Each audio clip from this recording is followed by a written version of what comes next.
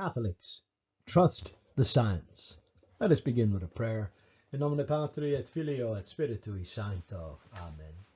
Ave Maria, gratia plena, Dominus tecum, benedicta tu in mulieribus, et benedictus fructus ventris tui, Iesus. Sancta Maria, Mater Dei, ora pro nobis peccatoribus nunc et in hora mortis nostrae. Amen. Saint Joseph, protector and guardian of families, pray for us. In nomine Patri et Filio et Spiritui Sancto. Amen. This presentation is an excerpt from a longer presentation that I do on the state of Catholic education in Ireland. One of the mantras that is constantly being repeated these days is trust the science. Unfortunately, some of those who repeat this mantra, especially if they're politicians or belong to mainstream media outlets, use it as a soundbite to silence opposition to proposals which do not have sound scientific data behind them. Catholics, being followers and advocates of the truth, have nothing to fear from silence.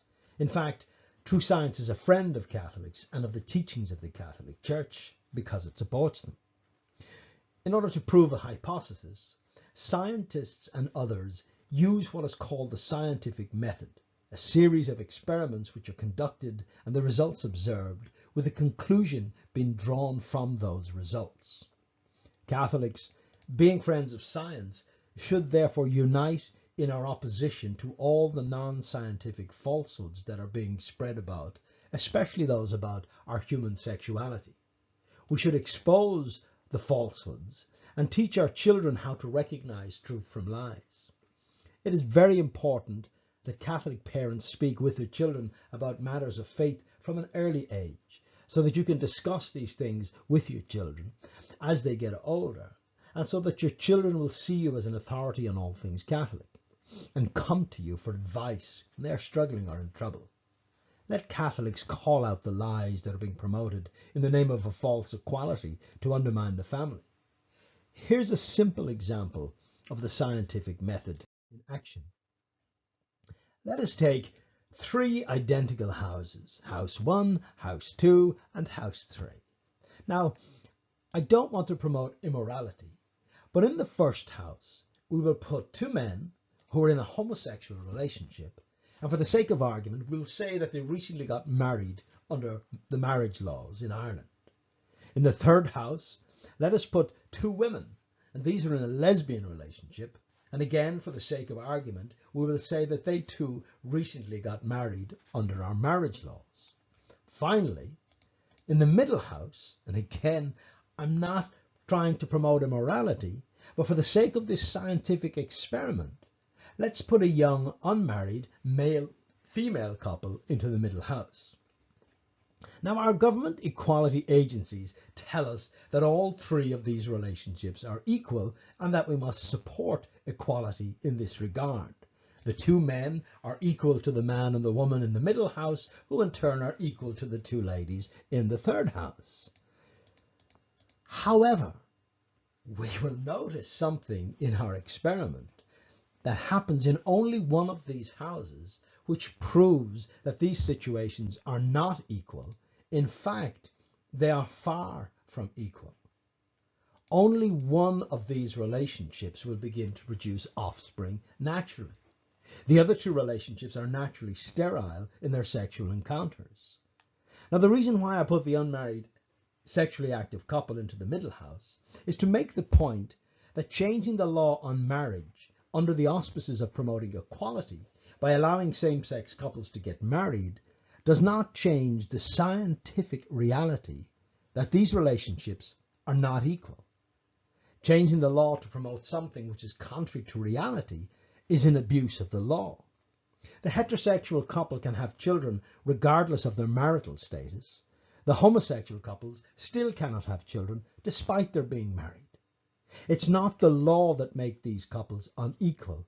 It is reality, scientific reality. Trust the science. The law, which only allowed heterosexual couples to get married, was not therefore discriminatory because it was based on the scientifically objective reality that only heterosexual relationships can produce children. Now, I said that I don't want to scandalize anyone. So the couple in the middle house had a conversion experience. They came back to the practice of their Catholic faith, and they now fully uphold the teachings of the Catholic Church. And look what happens. More children begin to arrive.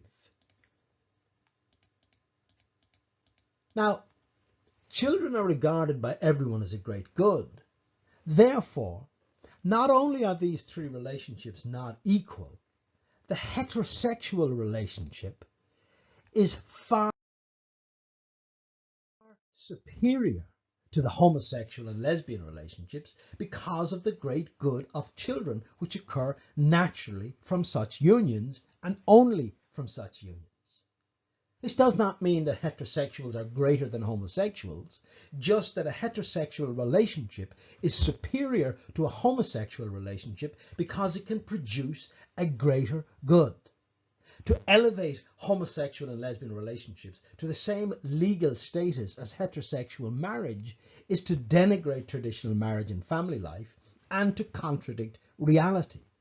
To pass legislation which forces people to deny scientifically observable realities, the inequality of these relationships, under pain of law, by accepting a lie and by treating what is not equal as equal, is an example of totalitarian madness, which all people of goodwill must resist for the good of our society. Society cannot function on unjust laws or on laws which contradict reality. To lie to children by teaching them that these relationships are equal when it is scientifically demonstrable that they are not equal is also a form of child abuse which must be resisted. Catholics, trust the science and promote a correct understanding of human sexuality. Let us not lose heart because there are so many against us, but let us unite ourselves to the Sacred Heart of Jesus Christ, to the Immaculate Heart of Mary, and to the most chaste heart of Saint Joseph, and let us step boldly out onto the battlefield with the cry of Viva Cristo Rey, long live Christ the King. May God bless you.